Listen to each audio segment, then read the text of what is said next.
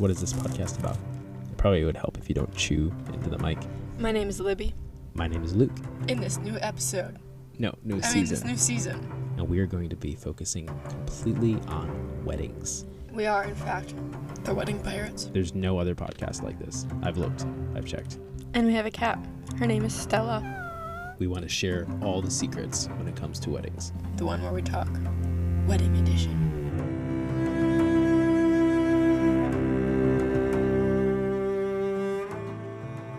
The reason why we want to talk about the dark side of weddings is because, well, I want to talk about it a little bit more than you do, but Yeah, I don't really have a whole lot to incorporate I just think in that this, but the you do. industry that we're in is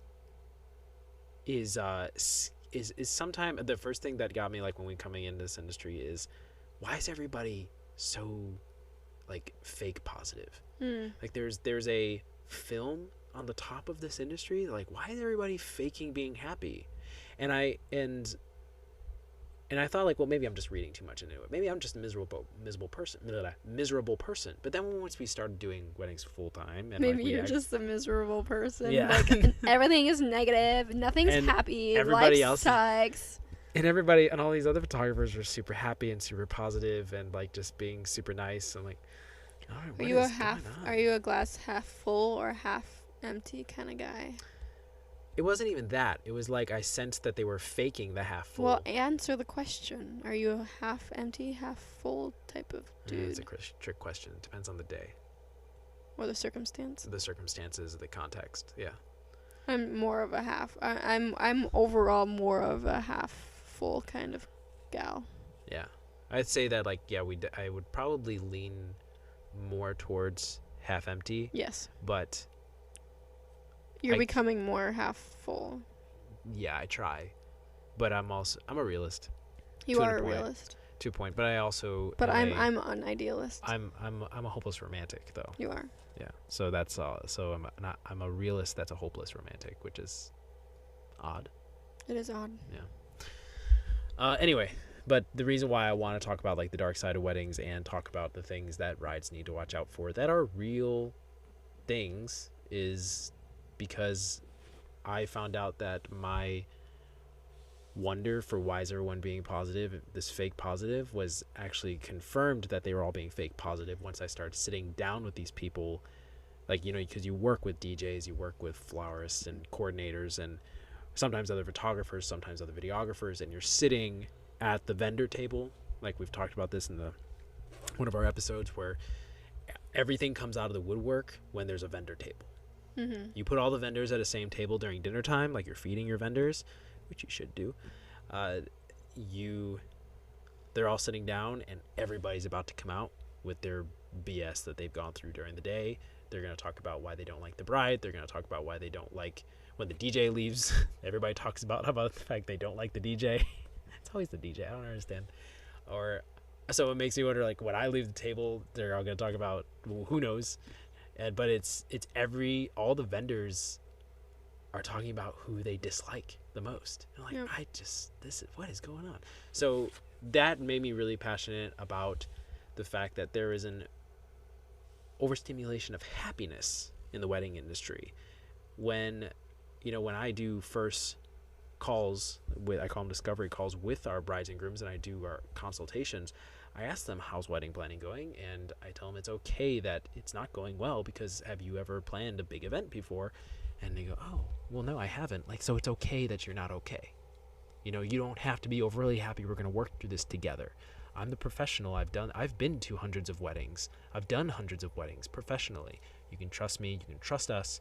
And we want to help through this entire process. Well, some people are like, oh, it's going great. But then other people are like, oh my gosh, I'm so stressed. I don't know what I'm doing. I need help and all these things. Yeah. But I think the difference is that people that are doing well with the weddings that they're doing well with have a coordinator that's helping them. Yeah, that's also a good point, is the brides that are usually happy and say, it's going great, everything's just going, like, according to plan, they have a coordinator. Yeah. And the ones that are like, oh, it's really stressful, they don't have a coordinator. So Yeah. that's something you want to Your keep in coordinator mind. is there for a reason. Like, Well, the coordinator doesn't just coordinate the day of. Like, there's a Right. difference between a day of coordinator and a coordinator. yeah. And the You know- coordinator should be helping you through every little minute detail of your wedding day. Like, we are grasping every minute detail that you are planning. The coordinator is planning all those minute details that we need to grasp. Yeah. So if you have a coordinator, they are putting blood, sweat, and tears into your wedding, and they want it to look perfect. If it doesn't look perfect, that's a bad review. That's a shutdown business. Like, they need to do a good job because they love what they do. So they should love what they do. Yeah, they should love what they do. If they don't love what they do, that's the dark side of things. There are a lot of vendors who don't love what they do. Yep. There are people who are built for weddings, and there are people who are not built for weddings. And that's something that, I just saw this past winter. We were in Arizona, and we were at your aunt's, and this spot came up on the TV about weddings.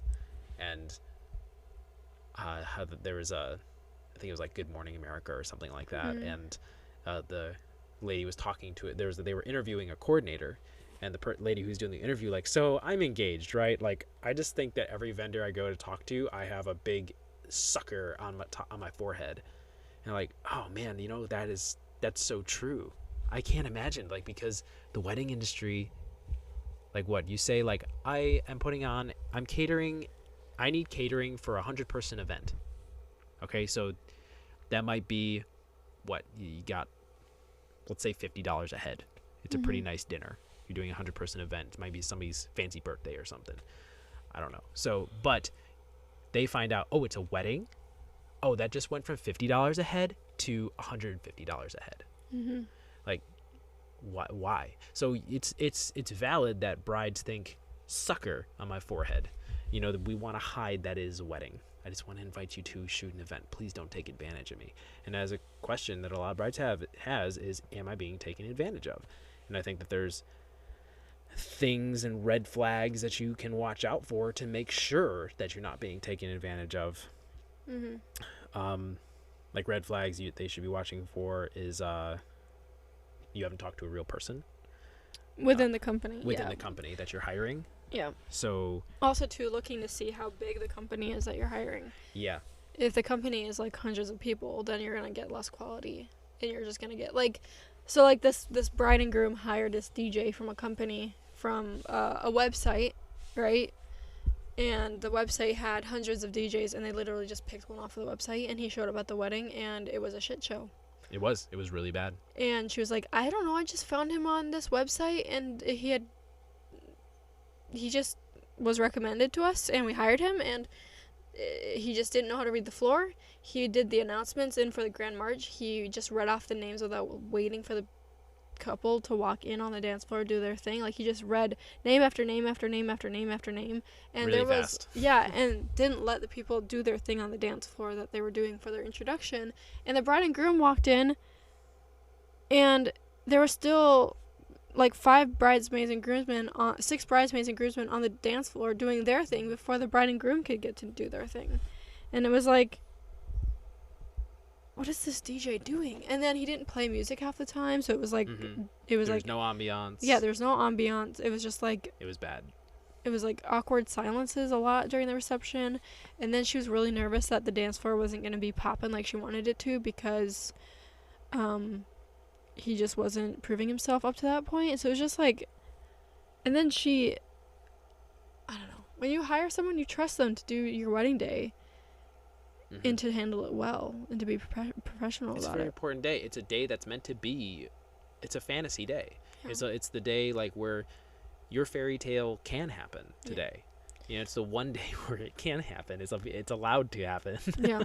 So I'd say when you go to hire someone for your vendor, look to see how many weddings they do or how many events they do a year. How many years experience. Say a lot about quality. Yep. How many years experience.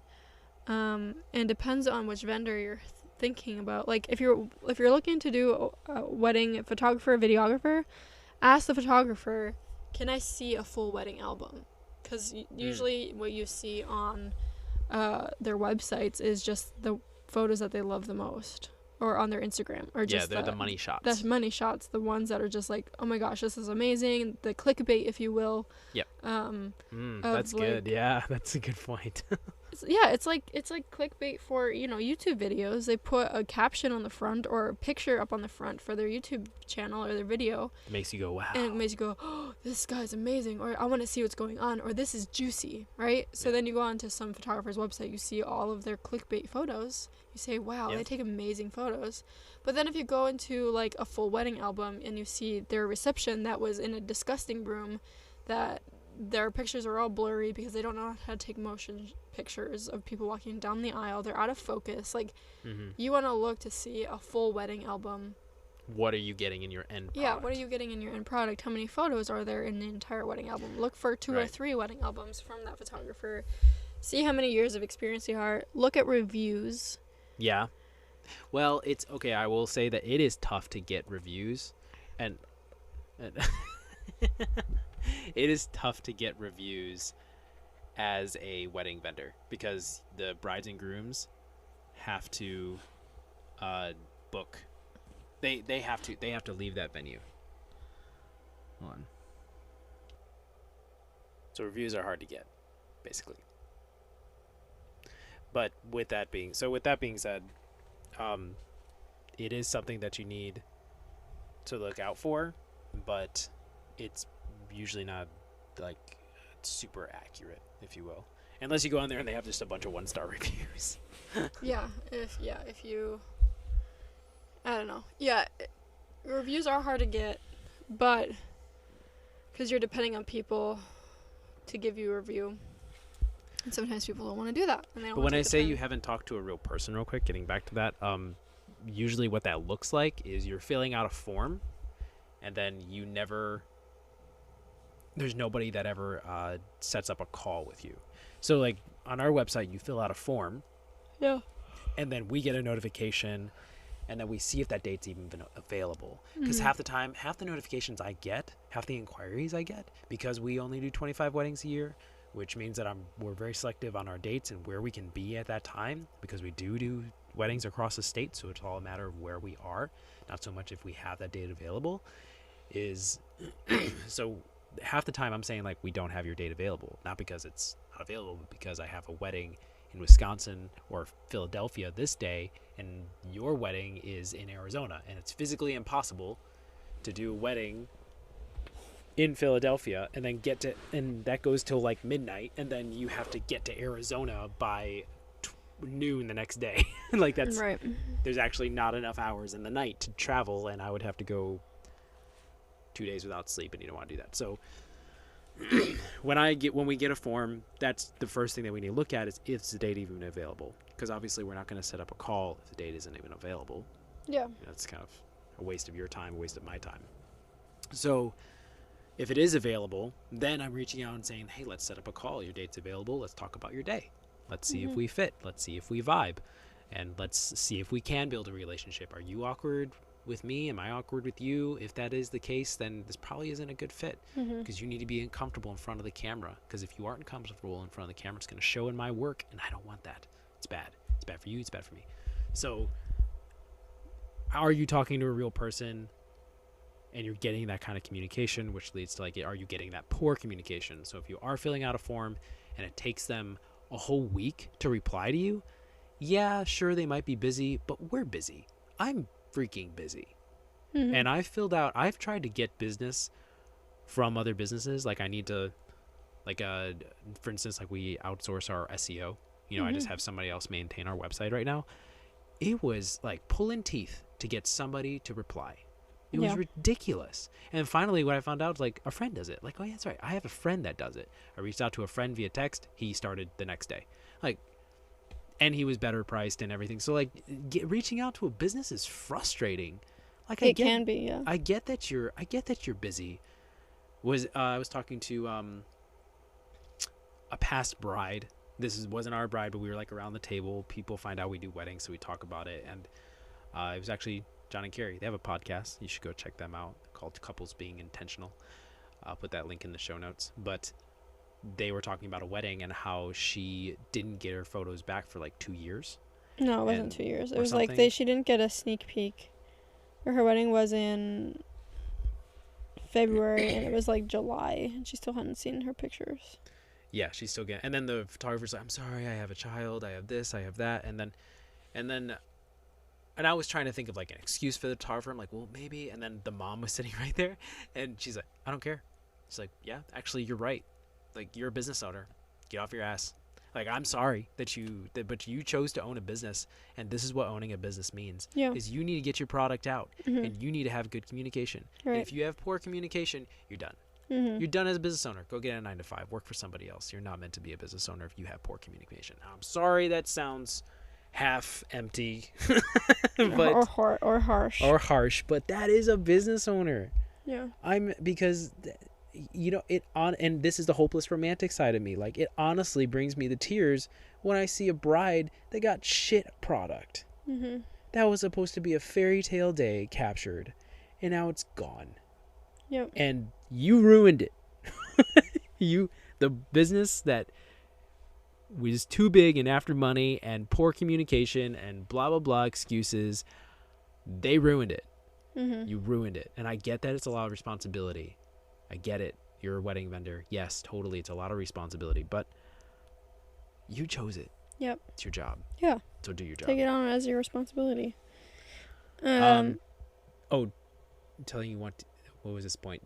Put this point down. Telling you what you want instead of listening to what you want. That's a big one. So I'm not going to tell a bride what they want. Like, I've actually just recently booked a couple, and they said, like, yeah, so we were actually talking to a photographer, and this is the vibe we're going for. She showed us. It was literally our vibe. It's that very moody, super romantic, kind of steamy. A little editorial. Yeah, a little editorial. Like, that is, yeah, definitely a really cool vibe. That is something we can accomplish. That's something we do a lot. And she said, oh, yeah, we talked to a photographer just like yesterday, and she said, don't do that. That's going to ruin your photos. Or you guys don't look like that. You guys don't look like that. You can't pull off that vibe. She literally said that. I'm like, what? No, just say that, like, hey, I don't think this is going to be a good fit for me as a photographer. Yeah. Let that bride and groom have what they want. Yeah. Why are you telling them what?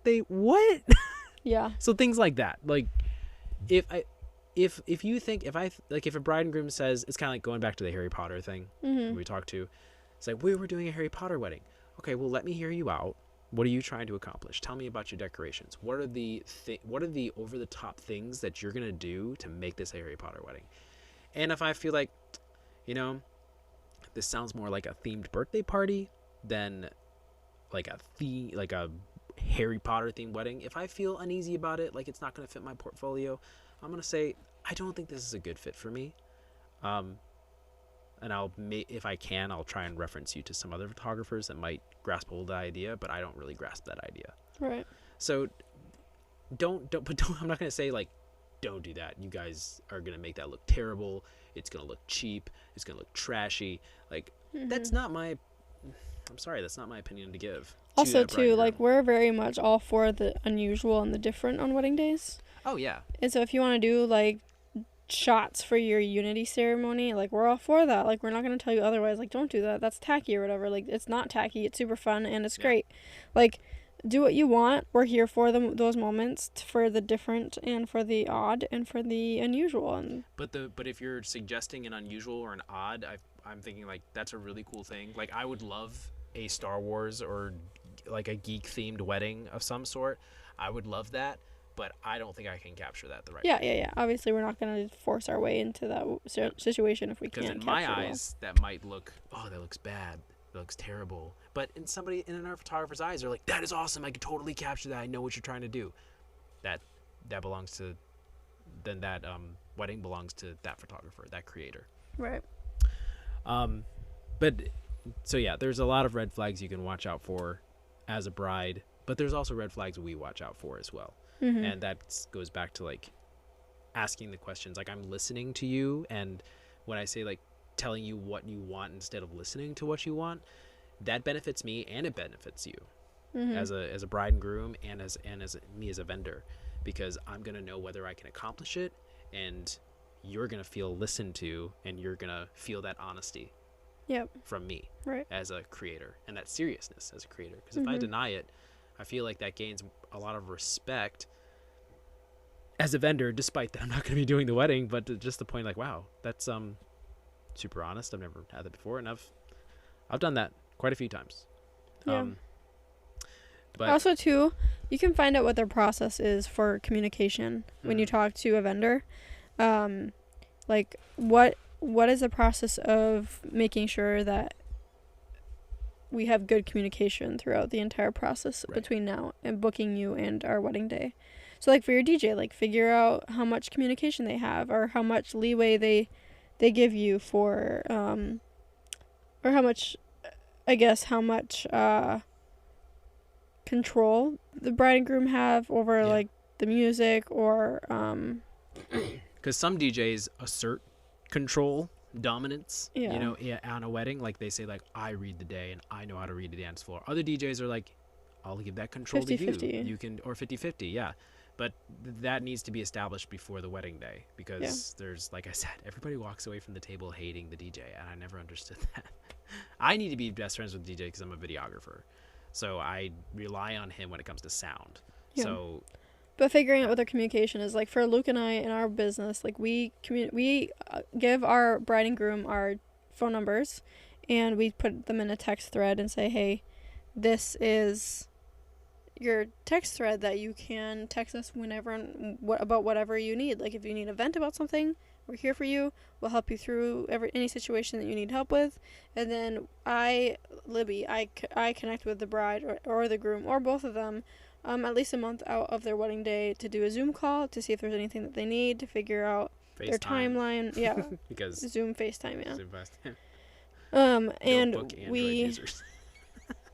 we JK. usually don't book Android users, and that just happens by happenstance. It's not like a a preference. It's well, just it's something. not like a make it or break it type of thing. Like, if you have Android, we're not gonna book your wedding. No, it's just really funny that every time I send out a text to a bride for the first time and it comes back green, like, it's an Android. I wonder if I'm gonna book them. Yeah. And 9 times out of 10 I don't book them, so it's funny. But anyways, like, I do a Zoom FaceTime meeting with the bride or groom or both of them at least a month out of their wedding to see if they need anything from me. Sometimes before to that, go over like, what I need from them. I mean, sometimes even before that 30-day mark too. Sometimes it's at like a 6-month mark, and they just need help. Like, I don't know where to start. Like, I don't have a wedding coordinator, and I don't know where to start with my schedule. Right. You know, we do advertise ourselves as a luxury brand, and when it comes, luxury is that personal touch and that constant communication. Yeah. And that's what we're here for. Yeah. And if you need help with your schedule and you don't have a coordinator putting that together, then that's our job. We have to fill those shoes, and we have to talk to you. We do this professionally. So, but yeah,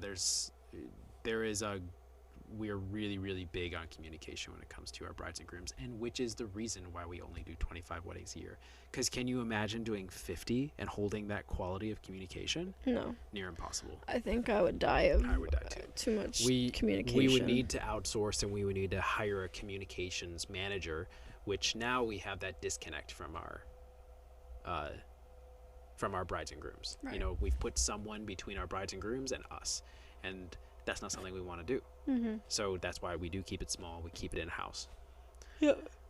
Which is something we will unpack as far as like outsourcing. We can go into that a little bit more as the season goes on, but I would say a couple more red flags, like for me as a vendor, is not having a coordinator. It's not like a deal breaker, but we do need to talk about why you don't have a coordinator, and usually the reason why people don't have coordinators is usually like, I just don't want to pay for it, or the hotel is supplying it. Those are two, like we've said before in previous episodes, those are kind of rough things, because the coordinator on the day of that a hotel or a venue is supplying, that means they weren't communicating with you, the months before. And that's concerning. Also, that's just an aspect of their job, is being a day of coordinator. It's not their sole job. It's part of their job. So they're not going to be putting their heart and soul into this wedding day. Yeah. Another red flag right off the bat is when the fiance isn't on the call. So whether the groom, a red flag for us as a vendor. Right, yeah, for me. If one of you is not able to be on the call, even if they are busy, I'd rather reschedule so that way both of them can be on the call. Yeah. Because I need to connect with their partner just as much as that one person that really wants to buy our services. Yeah. And most of the time it's the groom. A couple times it's been the bride. But I would say it's very important. Like, guys, I'm a guy. I get that it's kind of difficult to trust people. Guys are a little bit more selective when it comes to trust. So I need to make sure that he trusts me and I'm not just being relayed secondhand through his fiance. You know, because he's got a lot of technical guy questions, which I get because I also ask those technical guy questions. Yeah. So I want to make sure that I communicate to him. And if it's the opposite and just the groom is talking to me, a lot of times he's going to ask me questions that the bride, he's not going to ask me questions that the bride has. You know, like I ask him, hey, what's the style of the wedding? I don't know. Like, what are you guys eating? I don't know. What are you guys going to be doing on the day? I don't know. Like, it's like that audio. Like, where are you going? Who going with you? Like, it's just guys, like, go hanging out. Like, that's just how we work. I don't know. You going to eat? I don't know. Yes. Yeah. But that's just all. Those are things, something came in mind. I want to keep in mind. I want to make sure that they're both involved in that first call. Another red flag for when a bride or a groom or both are looking for us as videographers. Wow, I can't talk. If they haven't looked at our website and they don't know what our style is. Yeah. If they are not aware of our brand and what we are and who we are, which is rather difficult because we plaster it everywhere, and I've made a very good sure. Very good word. What did you say? I've made very good sure. I'd made sure good. For sure. I've made for sure. I don't know. I've made for sure that everybody knows our style. Like, you show up on our website, you know who we are. Yeah. There's no question at all. As soon as you wind up on our website, you're like, whoa, this is different. I'm out of here. Or, ooh, this is different. I'm staying. Yeah. You know, and that is who we are. Right. And we plaster that everywhere. Also, I mean, we'll end it here, but I want to do a separate episode on your budget and how that works. But a red flag for us is you don't have one and you just have no idea what it's going to cost. Yeah. When you do that call with me and I get to the money question and I say, okay, we're going to talk about money now. What do you guys have set aside for your budget? Like, you know, is this something I can accomplish, or is this something like I can't pay my bills with that? Right. And they're like, oh, we have no idea. Like, okay, that's a little concerning because I don't know if I can price you out and tell you what it's going to cost me, but it might scare you and you go, oh dear. Oh man, I didn't realize it was that expensive. Like, well, do you realize who you're reaching out to? And this goes back to realizing that we are a luxury brand. There's a lot of value that we bring with this. We only book 25 weddings a year. You need to take all those things into account when we're talking to you. And if you don't have an ideal price set aside, like a percentage of your wedding costs set aside for creators to come and capture your day, you might be up Schitt's Creek because you realize, shoot, I did not set enough money aside for my dream creator.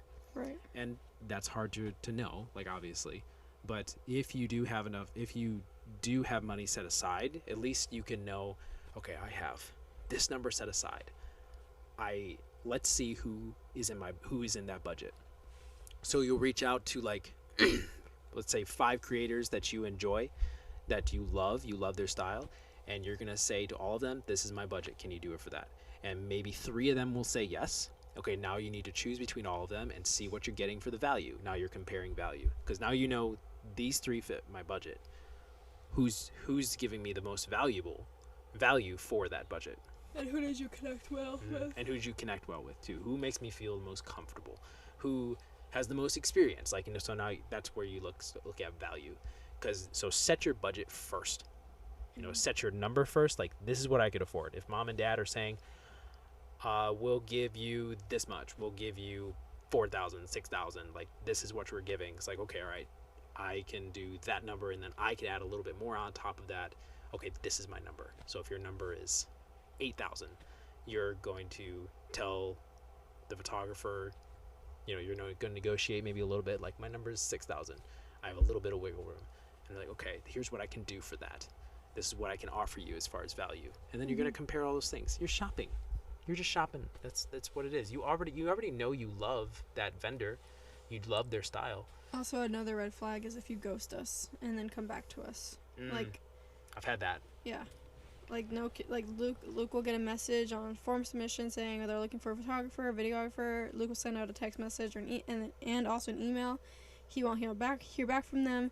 He'll send out another thing like, hey, are you still looking? And if they don't reply, then he's kind of like, okay, well, they're not actually looking seriously. And then they reply a week later. He's like, no, I'm not going to give you the time of day. You ghosted me, and yeah, like I'm that's done. not a good quality that we look for in our brides and grooms. So yeah, because if I have details I need about the wedding and you're not going to get back to me for a month, yeah, that's gonna really mess me up, because I'm gonna get to your day and you're gonna be like, why aren't you doing this right? Like, well, I didn't have that detail because you wouldn't communicate with me. Yeah, because that's something I can't afford. So communication goes both ways. If your photographer and videographer don't have great communication with you, that's a red flag for you.